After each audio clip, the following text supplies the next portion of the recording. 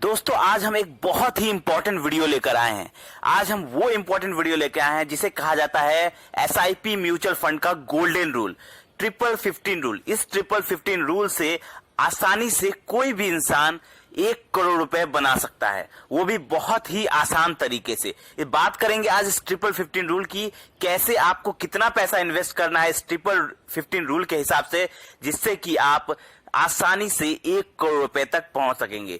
तो आज हम इस 1515 रूल के बारे में बात करेंगे, फंड्स के नाम भी बताएंगे, कैलकुलेशन भी बताएंगे, पूरा A to Z आपको समझाएंगे। वीडियो बहुत इंपॉर्टेंट होने वाली है आपके इन्वेस्टमेंट के लिए, तो वीडियो के लास्ट तक जरूर बने रहें। तो चलिए हम सबसे पहले बात करते हैं इस 1515 रूल के बारे में। 1515 रूल क्या है, इसके बारे में हम कैलकुलेशन बताएंगे, फिर आपको फंड्स के नाम बताएंगे। जो फंड्स के नाम मैं लेकर आया हूं इस 1515 रूल में, ये जो फंड्स है बहुत ही तगड़े फंड्स है।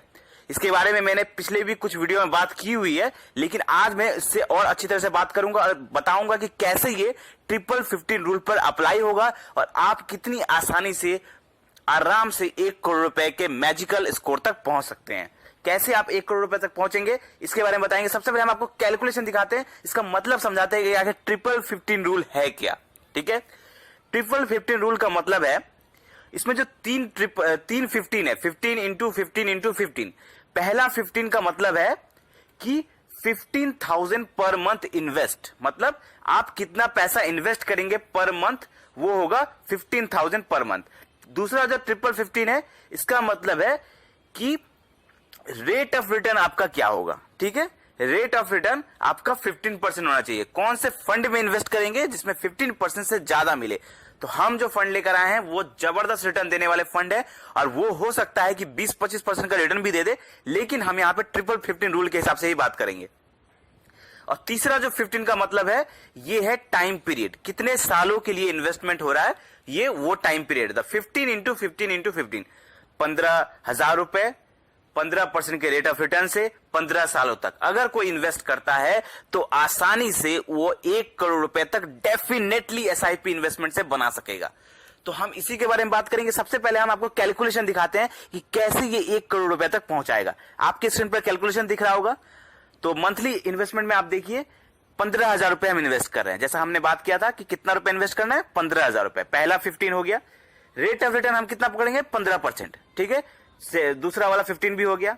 टाइम पीरियड में कितना होगा, 15 ईयर्स, 15 साल। 15 इंटू 15 इंटू 15, 15 साल। अब इसमें इन्वेस्टमेंट अमाउंट देखिए, इसमें आपका इन्वेस्टमेंट अमाउंट रहेगा 27 लाख रुपए। मतलब इतने सालों में जो आप 15,000 रुपए करके हर महीना जमा करेंगे पॉकेट से, वो होगा 27 लाख रुपए। लेकिन अब वैल्यू पे गौर करिए, वैल्यू यहां पर आपको मिलेगी 1 करोड़ 1 लाख रुपए से ज्यादा आपको यहां पर वैल्यू मिलेगी। अब यहां पर सबसे इंपॉर्टेंट है कि 15,000 इन्वेस्टमेंट सही है, 15% 15 साल का भी बात सही है, लेकिन यहां पे ऐसे फंड सेलेक्ट करना जो 15% रिटर्न दे या 15% से ज्यादा का रिटर्न दे। तो हम आपके लिए 3 फंड्स लेकर आए हैं। इसमें आप जब 15,000 रुपए पर मंथ इन्वेस्ट करेंगे तो इसमें आपको 3 फंड्स आपको सेलेक्ट करने हैं। 5,000 के एक फंड, 5,000 के एक फंड और 5,000 के एक फंड, मतलब 3 फंड्स लेंगे, 5-5 हजार के 3 फंड्स आपको सेलेक्ट करने हैं। तो पहला जो मैं फंड आपको बता रहा हूं, मैं आपको यहां पे 2 कैटेगरी के फंड्स बोलूंगा। जब आपको शॉर्ट टर्म मतलब 10-15 सालों के अंदर अंदर अच्छा पैसा बनाना है तो आपको सेलेक्ट करना चाहिए, मैं जो कैटेगरी बताता हूं, 2 आपको सेलेक्ट करना है स्मॉल कैप, 1 आपको सेलेक्ट करना है mid cap. 2 small cap category का फंड सेलेक्ट करेंगे, 1 मिड कैप कैटेगरी का फंड सेलेक्ट करेंगे। तो पहला जो स्मॉल कैप मैं बताना चाहता हूं, मुझे बहुत अच्छा लगा वो स्मॉल कैप, उस फंड का नाम है कनारा रोबोको स्मॉल कैप फंड। इसमें आप 5,000 इन्वेस्ट कर सकते हैं। जो 15,000 का जो इन्वेस्टमेंट है, 5,000 5,000 5,000, इसमें से पहला 5,000 आप इसमें इन्वेस्ट कर सकते हैं 1515 रूल के हिसाब से। कनारा रोबोको स्मॉल कैप फंड बहुत ही तगड़ा फंड है दोस्तों। पिछले अगर कई सालों का रिटर्न हम देखें तो इसने 28% का रिटर्न दिया हुआ है, 28% का रिटर्न दिया हुआ है इसने ओवरऑल जब से मार्केट में आया है। एनएवी की बात करें तो एनएवी इसकी तकरीबन 34-35 के आसपास चल रही है इसकी एनएवी, और रेटिंग इसकी 3 स्टार है। होल्डिंग्स की अगर हम बात करें, 89 कंपनीज में इसकी होल्डिंग्स है, और मुझे इसकी होल्डिंग्स बहुत अच्छी लगी। इसकी होल्डिंग्स बहुत अच्छी है और इसने 89 कंपनीज में इसने पैसा लगा के रखा हुआ है। एक्सपेंस रेशियो की बात करें तो सिर्फ 0.46% का इसका एक्सपेंस रेशियो है।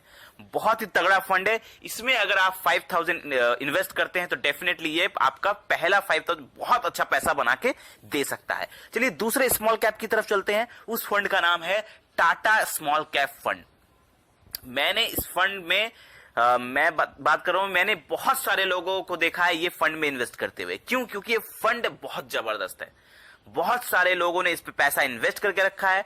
बहुत ही फंडामेंटली स्ट्रांग फंड है। स्मॉल कैप कैटेगरी में मुझे लगता है ये फंड ना एक जेम साबित हो सकता है। और मैं बात करूं, मैंने खुद इन सब फंड में इन्वेस्ट किया हुआ है और मुझे ये बहुत ही तगड़ा फंड लगता है। बात करूं अगर ये स्मॉल कैप कैटेगरी का, तो इसके रिटर्न की अगर हम बात करें तो इसने 27% का रिटर्न दिया हुआ है। एनएवी इसकी 34 के आसपास है। 4 स्टार इसकी रेटिंग है। 62 कंपनीज में होल्डिंग्स में इनका पैसा लगा हुआ है। एक्सपेंस रेशियो का सिर्फ 0.29% का है, मतलब बहुत ही जबरदस्त है।